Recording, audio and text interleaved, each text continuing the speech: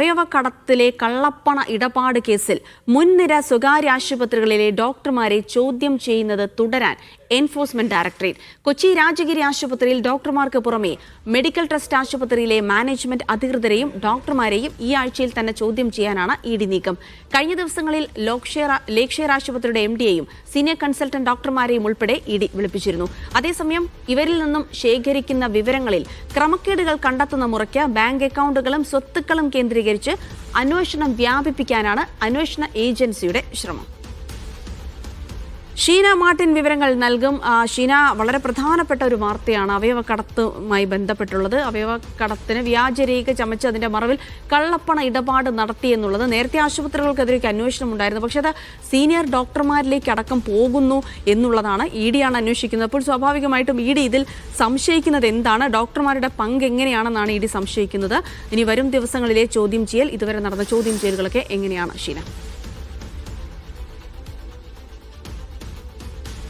ആരോഗ്യ മേഖലയെ സംബന്ധിച്ചിടത്തോളം വലിയ ഒരു അല്ലെങ്കിൽ ഏറ്റവും പ്രധാനപ്പെട്ട ഒരു അന്വേഷണമാണ് നടന്നുകൊണ്ടിരിക്കുന്നത്. അതായത് ആദ്യഘട്ടത്തിൽ ഈ വ്യാജരേഖകൾ ചമച്ച് അനധികൃതമായി നിയമവിരുദ്ധമായി അവയവ കൈമാറ്റം നടത്തി അതിൽ സാമ്പത്തിക തട്ടിപ്പ് ഉണ്ടായിരുന്നു, കള്ളപ്പണം വെളുപ്പിക്കൽ ഉണ്ടായിരുന്നു എന്ന ആരോപണമാണ് ഉയർന്നത്. അതിന് തൊട്ടു പിന്നാലെ പോലീസിന്റെ അന്വേഷണം വ്യാപകമായി തന്നെ കേരളത്തിൽ അങ്ങോളം ഇങ്ങോളം ഉയർന്നൊരു സാഹചര്യം ഉണ്ടായിരുന്നു. പിന്നീട് ഈ കള്ളപ്പണം വെളുപ്പിക്കലുമായി ബന്ധപ്പെട്ട കേസ് എൻഫോഴ്സ്മെന്റ് ഡയറക്ടറേറ്റ് ഏറ്റെടുക്കുന്നു. അതിനെ തുടർന്ന് എൻഫോഴ്സ്മെന്റ് ഡയറക്ടറേറ്റ് കഴിഞ്ഞ ദിവസങ്ങൾ തൊട്ട് മുൻപാണ് അതിലെ മുഖ്യപ്രതിയായ നജീബ് അറസ്റ്റിലായതിന് തൊട്ട് പിന്നാലെ ഇത്തരത്തിൽ കേരളത്തിൽ അങ്ങോളം ഇങ്ങോളമുള്ള എല്ലാ പ്രധാനപ്പെട്ട സ്വകാര്യ ആശുപത്രികളിലും ഒരേ സമയം ഇഡിയുടെ റെയ്ഡ് നടത്തുന്നു.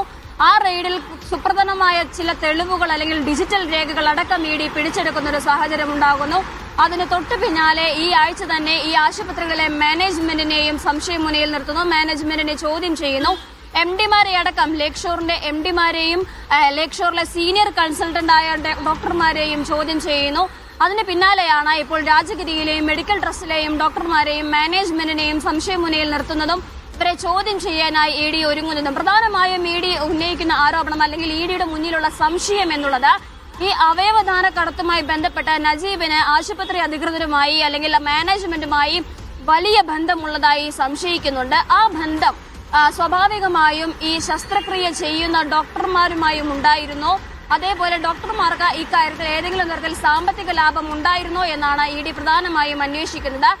ഏതെങ്കിലും തരത്തിൽ തെളിവുകൾ കിട്ടുന്ന മുറയ്ക്ക് ഡോക്ടർമാരുടെ രേഖകൾ അല്ലെങ്കിൽ സ്വത്തുവകകളടക്കം കണ്ടുകെട്ടാനാണ് ഇഡിയുടെ ഒരു നീക്കം.